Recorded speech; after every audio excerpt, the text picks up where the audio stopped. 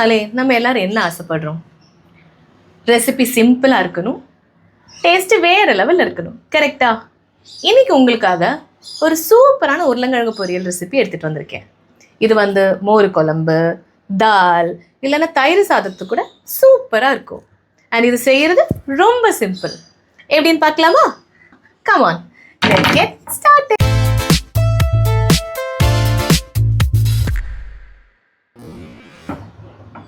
இங்கே நாம் 2 உருளைக்கிழங்கு எடுத்திருக்கோம்.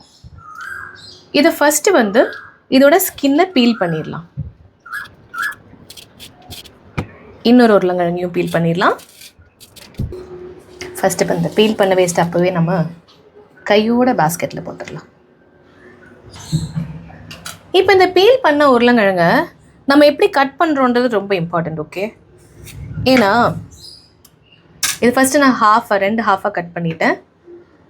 சென்டரில் கட் பண்ணிவிட்டு நான் கொஞ்சம் பெரிய பெரிய பீஸாக கட் பண்ண போகிறேன். இங்கே பாருங்கள், நான் இதை இவ்வளோ பெரிய பீசஸாக நீங்கள் ஐயோ இவ்வளோ பெரிய பீசஸான ஏன் இவ்வளோ பெரிய பீசஸாக கட் பண்ணுறேன்னா, இது நம்ம சின்ன பீஸாக கட் பண்ணனா பொட்டேட்டோ ரொம்ப ஃப்ரை ஆகி ரொம்ப ட்ரை ஆன மாதிரி இருக்கும்.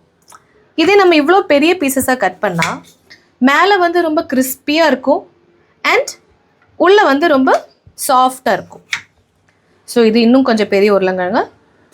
நான் இதை இப்படி கட் பண்ணிட்டேன். பாருங்கள், ஒரு சைடு நான் 6 பீசஸை தான் கட் பண்ணியிருக்கேன். இப்போ இந்த கட் பண்ண பொட்டேட்டோஸை நம்ம தண்ணியில் போட்டு வச்சுக்கலாம். ஒன்று இதை க்ளீன் பண்ணணும், ரெண்டாவது உருளைக்கிழங்கு வெறிய வச்சுட்டோம்னா பிளாக் ஆகிடும். ஸோ அதனால் கொஞ்சம் தண்ணியில் போட்டுடலாம். இப்போ நம்மளோட சாப்பிங் எல்லாம் முடிஞ்சிருச்சு. இப்போ நம்ம ஒரு பேன் வச்சுக்கலாம்.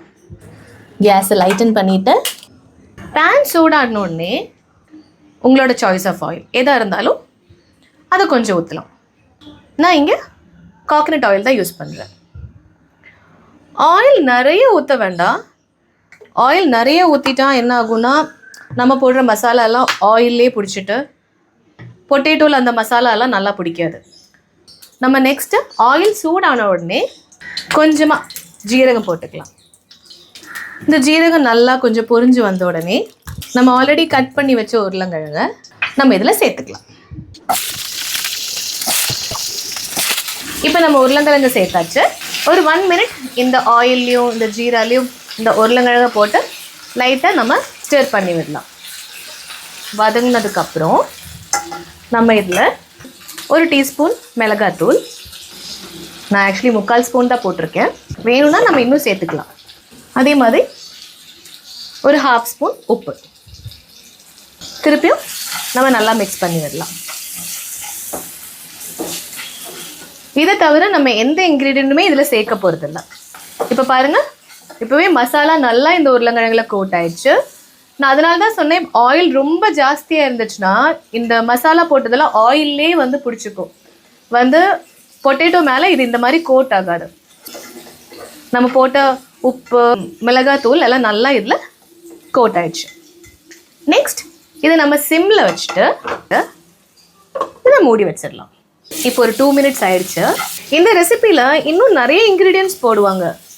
ஆம்ச்சூர் பவுடர் போடலாம், இல்லைன்னா கரம் மசாலா போடலாம். நம்மளோட டேஸ்ட்டுக்கு தகுந்த மாதிரி நம்ம இதில் மாற்றிக்கலாம். பட் அதெல்லாம் போடாமலே இவ்வளோ சிம்பிளான இன்க்ரீடியன்ட்ஸ் வச்சு இது ரொம்ப டேஸ்டியாக இருக்கும். இந்த ரெசிபி எஸ்பெஷலி ஹாஸ்டலில் இருக்கிறவங்களுக்கு இல்லை பேச்சுலர்ஸ்க்கு. ஏன்னா நான் எல்லாம் டெல்லியில் படிக்கும்போது தால் இருக்கும், ஆனால் நம்மளுக்கு பிடிச்ச மாதிரி பொரியலெல்லாம் இருக்காது. ஸோ இந்த மாதிரி சிம்பிளாக செஞ்சோம்னா தால் கூட சாப்பிட்றதுக்கோ இல்லை தயிர் வச்சு சாப்பிட்றதுக்கோ சூப்பராக இருக்கும் டேஸ்ட்டு. இப்போ பாருங்கள், ஆல்மோஸ்ட் 5 மினிட்ஸ் ஆயிடுச்சு. நல்லா கலர் எல்லாம் மாறி வந்திருக்கு. எப்படி உருளைக்கிழங்கு வெந்துடுச்சுன்னு தெரியணும்னா, இப்படி ப்ரெஸ் பண்ணால் நல்லா உள்ளே அப்படி கட் ஆகணும். இன்னும் இது வேகலை. ஒன்ஸ் அகெயின் நம்ம இதை மூடி வச்சு நல்லா வேக வைக்க போகிறோம். இப்போ ஆல்மோஸ்ட் ஒரு 10 மினிட்ஸ் ஆகிருக்கும். நான் இதை ஓப்பன் பண்ணுறேன்.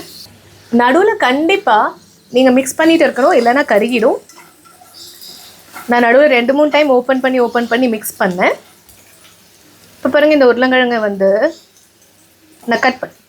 இப்போ லைட்டாக இப்படி கட் ஆகுது. ஸோ உருளைக்கிழங்கு வேக ஆரம்பிச்சிடுச்சு. ஆனாலும் இன்னும் சாஃப்டாக ஆகலை. ஸோ இன்னும் கொஞ்ச நேரம் வந்து நம்ம இதை வேக விடலாம். இப்போ ஒரு 20 மினிட்ஸ் ஆயிடுச்சு. இப்போ பாருங்கள், நல்ல வெளியே கிறிஸ்பியாக உள்ள சாஃப்டாக இந்த உருளைக்கிழங்கு பொரியல் ரெடி ஆயிடுச்சு. இப்போ நம்ம இந்த பொரியலை ஒரு பவுலுக்கு ட்ரான்ஸ்ஃபர் பண்ண போகிறோம். நம்மளோட ஸ்பைசியான உருளைக்கிழங்கு பொரியல் ரெடி.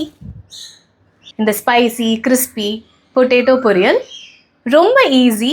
நீங்களும் பண்ணிவிட்டு இது எப்படி இருந்துச்சுன்னு கமெண்ட் பாக்ஸில் கண்டிப்பாக சொல்லுங்கள். இந்த மாதிரி இன்னொரு ஈஸி ரெசிபியாக அடுத்த வாரம் நான் கண்டிப்பாக உங்களை மீட் பண்ண வரேன். அது வரைக்கும் குட் பை, டேக் கேர்.